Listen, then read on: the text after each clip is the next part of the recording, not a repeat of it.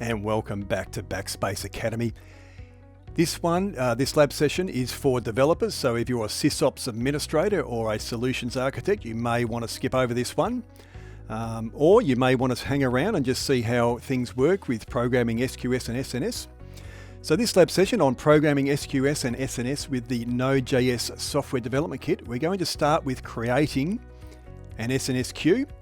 Once we've done that, we're going to write an application using the NodeJS SDK that will create SQS messages for us. And then we're going to use that application to process SQS messages.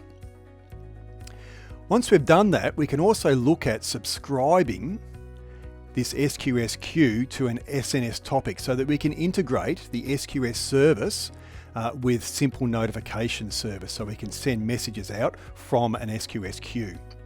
So this is something that we need to consider. You could look at later on using these SNS notifications to integrate with CloudWatch, for example. We can to trigger an auto scaling instance to expand.